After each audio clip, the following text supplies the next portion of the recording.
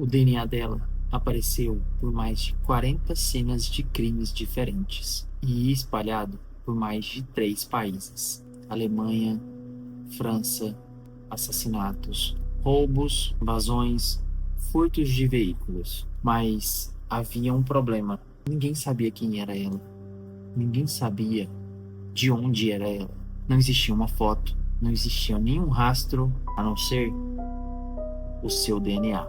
E mesmo assim, por anos, a polícia acreditou estar caçando uma das maiores criminosas da Europa.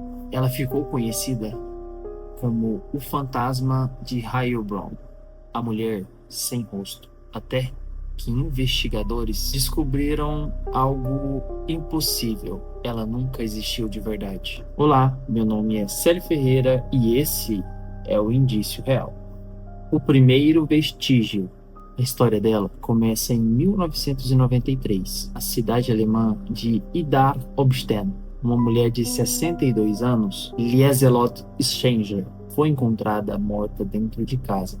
Ela havia sido estrangulada com um pedaço de arame tirado de um buquê de flores. A polícia examinou o local. Não havia testemunhas alguma, nenhum suspeito evidente. Mas foi aí que os investigadores descobriram uma pista. A borda da xícara parecia ter vestígios genéticos. E foi aí que começou todo o problema que durava por anos. Naquela época, aquilo parecia mais uma evidência comum, um fragmento microscópio deixado em um objeto qualquer numa cena de um crime. Mas após alguns anos, aquele DNA da xícara voltaria a aparecer e mudaria completamente várias investigações. Em 2001, na cidade de Friedberg, um comerciante de antiguidade, 61 anos, foi morto. Outro homicídio, outro vestígio genético. Quando o material foi investigado e eles tiveram um resultado, a surpresa, o mesmo DNA. O perfil do DNA encontrado naquele local era o mesmo encontrado em 1993, anos antes, na casa de Lieselot. Então, a conclusão certa seria: essa mulher está vinculada a 2 homicídios. A investigação começou a ganhar novas dimensões e um pequeno alerta para a polícia surgiu. Será que existe um serial killer à solta? Mas era aí que estava o problema. E esse caso apenas estava começando. Parte 2. Uma mulher em todos os lugares. Pouco tempo depois, adivinhem, o mesmo perfil genético voltou a aparecer. Mas desta vez, ele não estava ligado a nenhum homicídio. O DNA foi encontrado em uma seringa descartada e depois em um biscoito abandonado após a invasão de um trailer. Mais tarde, em um escritório que foi invadido. E outro caso apareceu em uma tampa de um tanque de um veículo roubado. Em outras cidades, tiveram também o mesmo rastro do DNA, em garrafas e taças deixadas após um crime. Na França, começaram a aparecer também. Esse perfil de DNA apareceu em uma arma de brinquedo utilizada para um assalto.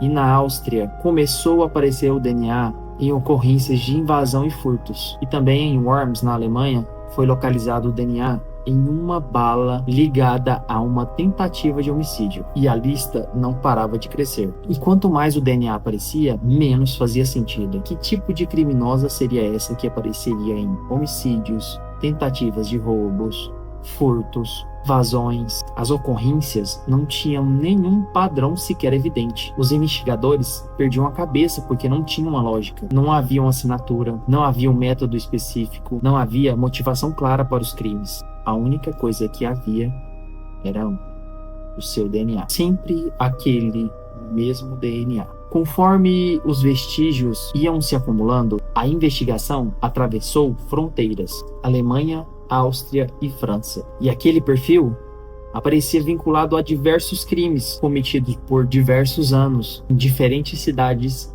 e países. Parte 3.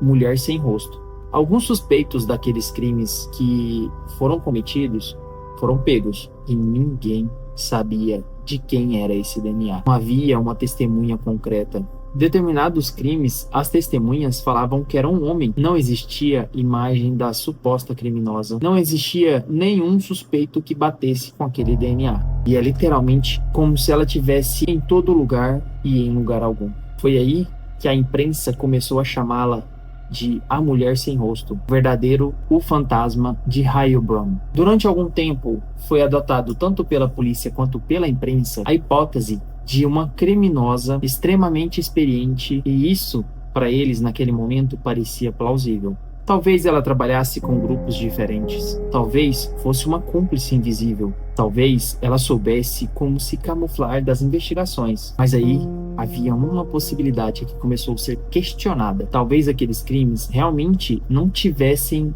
uma ligação em comum. E foi aí que surgiu mais um problema. Parte 4. Heilbronn. O caso começou a ganhar mais importância ainda em 25 de abril de 2007. A cidade alemã de Heilbronn, a policial Michelle, de 22 anos, estava em uma viatura com um colega. Os dois faziam uma pausa quando foram atacados. Michelle morreu. Seu parceiro ficou gravemente ferido. A viatura foi examinada cuidadosamente. E adivinhe, no interior, os investigadores encontraram um DNA. Esse DNA era o mesmo, a mesma mulher, o fantasma de Heilbronn, aquele mesmo perfil genético ligado a dezenas de outras cenas de crimes. Agora, essa mulher parecia vinculada a uma morte policial, e aquele caso deixou apenas de ser um caso incomum e tornou-se prioridade nacional.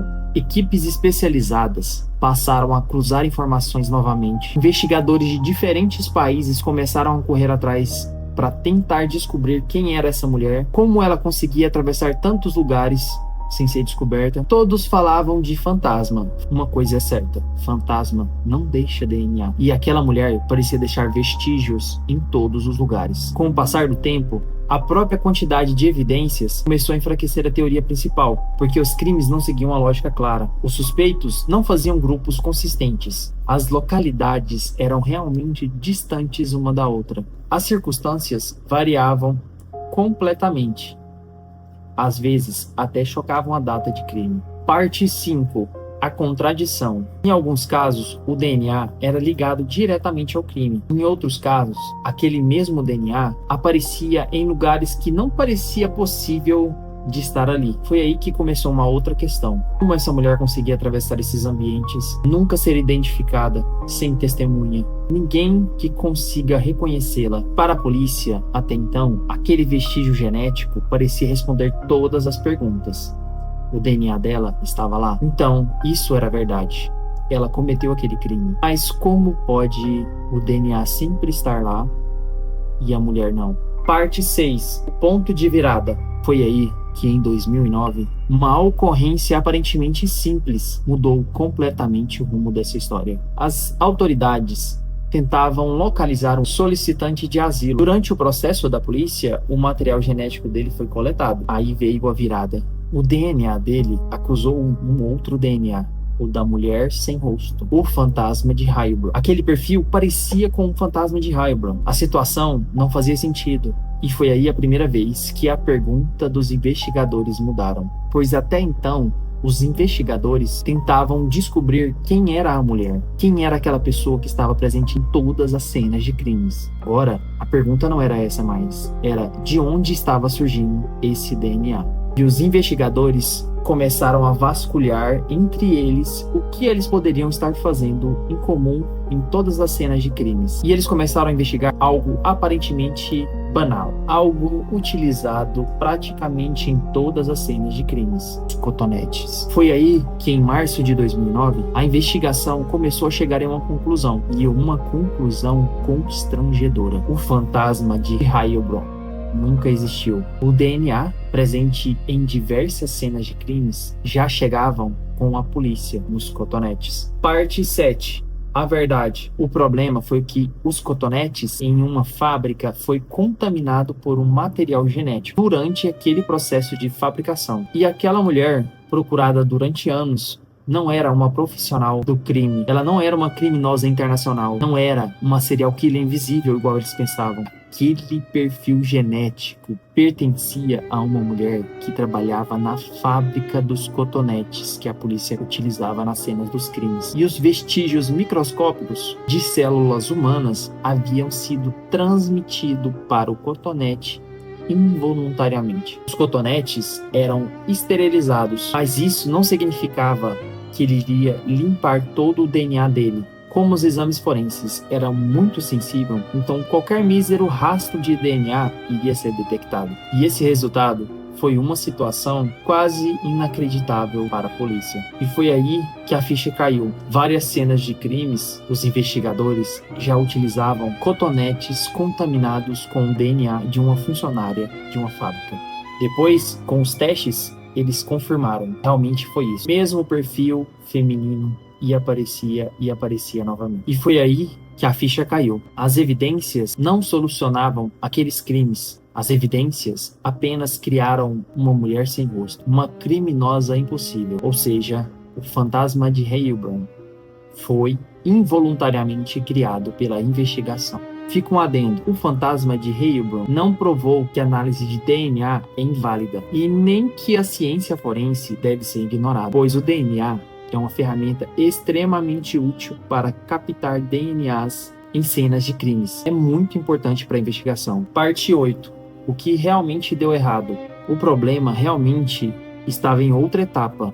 Involuntariamente, não foi culpa da polícia ou da investigação. Cada objeto pode ter vestígios importantes. Uma superfície tocada por um suspeito, uma arma, uma peça de roupa, uma embalagem, uma mísera quantidade de material biológico pode te rastrear. O problema foi que realmente os instrumentos para o trabalho da investigação estavam contaminados. E talvez seja essa a parte mais desconfortável de toda a história. A evidência existia, a análise funcionou, a tecnologia detectou, mas a conclusão estava errada, porque uma evidência não explica sozinha como ela chegou até determinado local. E foi aí que a investigação quebrou a cara.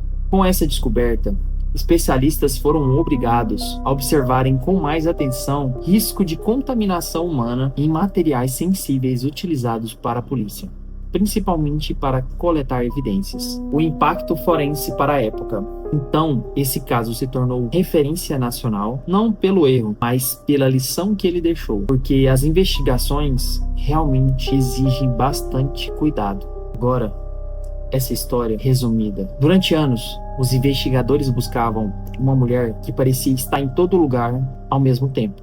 Ela atravessava fronteiras, aparecia em crimes graves, aparecia em crimes comuns. E nunca nada foi encontrado.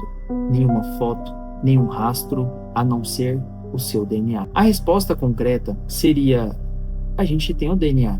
Pode ser uma criminosa especializada, extremamente inteligente. Talvez ela tivesse cúmplices espalhados por todos os países. Talvez ela soubesse exatamente como desaparecer. E a verdade é que o fantasma de Heilbronn nunca teve nenhuma daquelas cenas de crimes. Aquele DNA estava. E aí, foi por isso que realmente aquele caso se tornou tão enigmático e perigoso. Porque a evidência, ela era verdadeira.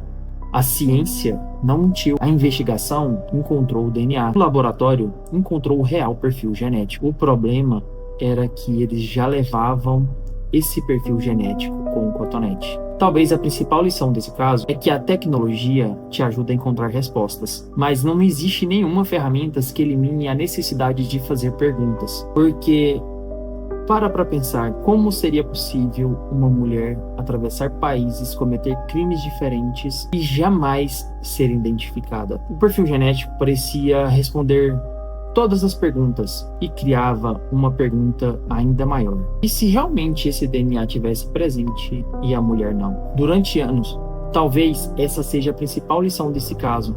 A tecnologia pode encontrar respostas, mas nenhuma ferramenta elimina a necessidade de fazer perguntas. Durante anos, a polícia tentou encontrar uma mulher invisível. No final, o fantasma não era criminosa. Era uma incerteza que ninguém havia questionado. E eu sou Célio Ferreira. E esse é o Indício Real, onde cada evidência pode contar uma história. Não esqueça de deixar o seu like e se inscrever no canal para ouvir mais histórias como essa. Até o próximo vídeo.